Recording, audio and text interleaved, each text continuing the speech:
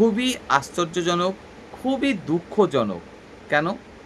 কারণ মমতা ব্যানার্জী নিজে তৈরি করলেন টিএমসি, অর্থাৎ তৃণমূল কংগ্রেস, এই রাজনৈতিক দলটিকে।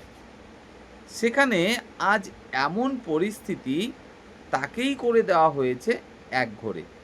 নিজের তৈরি রাজনৈতিক দল ১৫ বছর সেই রাজনৈতিক দলের মাথা হয়ে থাকলেন, অথচ আজ এমন পরিস্থিতি, তার নিজের তৈরি রাজনৈতিক দলকেই অন্যেরা দাবি করছে আমরাই এখন মাথা। মমতা ব্যানার্জি আমাদের উপদেষ্টা হিসাবে থাকতে পারেন, তাকে করে দেওয়া হয়েছে একঘরে। এমনকি একের পর এক কন্টিনিউ যেতে চলেছেন কোথায়? অন্য রাজনৈতিক দলে। এমএলএ, এমনকি এমপি পর্যন্ত আর কেউই থাকছেন না এই টিএমসি, অর্থাৎ তৃণমূল কংগ্রেসে। সকলেই মমতা ব্যানার্জিকে বলছেন টাটা বাই বাই, অর্থাৎ আমরা চললাম, আপনার সাথে আর নেই। কিন্তু কেন এত দুরবস্থা?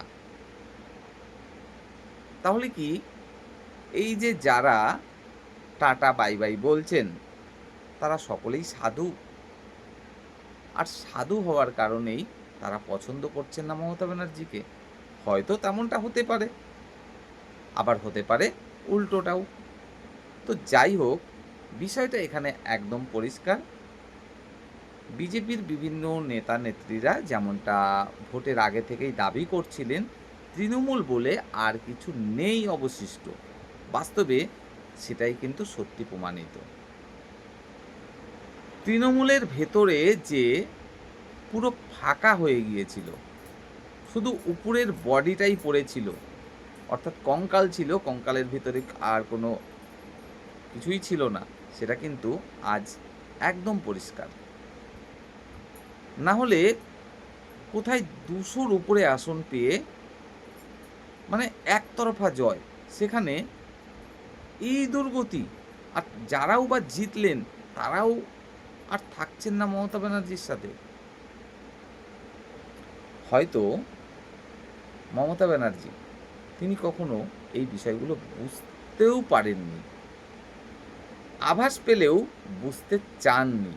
তিনি হয়তো ভেবেছিলেন মুসলিম ভোট তো আমি সবই পাচ্ছি, হিন্দুদের যে ভোট সেখান থেকেও 50% ভোট, অর্থাৎ মেয়েদের যে ভোটগুলো, আমি তো লক্ষ্মীর ভাণ্ডার দিচ্ছি আর রীতিমতো বাড়াচ্ছি এই লক্ষ্মীর ভাণ্ডার, অর্থাৎ হিন্দুদের 50% ভোটও কনফার্ম আমার। তারপরে আবার যুবসাথী দেওয়া শুরু করলাম, অর্থাৎ যুবকদের যে ভোট সেটাও আমার। তাছাড়া এমন কিছু মানুষজন তো রয়েছেন হিন্দুদের মধ্যেও যারা টিএমসিকে পছন্দ করেন, সেই ভোটগুলোও পাবো। অর্থাৎ আমাকে হারায় কে?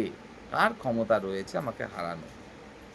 আমার রাজনৈতিক দলের বা আমার পার্টির বিভিন্ন নেতারা বিভিন্ন জায়গা থেকে যে অপকর্মগুলো কন্টিনিউ করে চলেছেন, টাকা তোলা থেকে শুরু করে বিভিন্ন অত্যাচার, সেগুলো চলতে থাকুক, অসুবিধা নেই। আরে ভাই, আমাকে তো সবাই ভোট দিচ্ছে, মানে দিতে বাধ্য। আমি যদি হেরে যাই, তাহলে মাছ মাংস খেতে পারবে না, তাহলে লক্ষ্মীর ভাণ্ডার পাবে না, তাহলে হিন্দুরা শান্তিতে বসবাস করতে পারবে না, কারণ ১.৫ মিনিটের মধ্যে সব কিছু তছনছ করে দেবে। উনি এরকমটাই হয়তো ভেবেছিলেন, আর তারই পরিণতি কিন্তু আজ ওনাকে ভুগতে হচ্ছে। নিজের তৈরি রাজনৈতিক দলে নিজেই একঘরে। কি তাহলে করুণ অবস্থা, আপনারা একটু ভেবে দেখুন। তো যাই হোক, বিষয়টা এখানে কিন্তু একদম পরিষ্কার যে দম্ভ না, কখনোই সেটা ভালো জিনিস নয়। আর রাজনৈতিক নেতা নেত্রীদের জন্যও একটা শিক্ষা, শুধুমাত্র টিএমসির জন্য যে এই শিক্ষাটা, সেটা নয়, প্রত্যেকটা রাজনৈতিক দলের জন্যও কিন্তু এটা একটা শিক্ষা যে আমাদেরকে মানুষ পছন্দ করেছে, ক্ষমতায় এনেছে ভালোর জন্য, সমাজের উন্নতির জন্য। তাদের লুটে পুটে খাওয়ার জন্য কিন্তু নয়। আর সমাজ এখন অনেক সচেতন। যদি বামফ্রন্ট আমলে এই মোবাইল ফোনগুলো অন্তত থাকতো, তাহলে ৩৪ বছর রাজত্ব না, সম্ভবপর হতো না।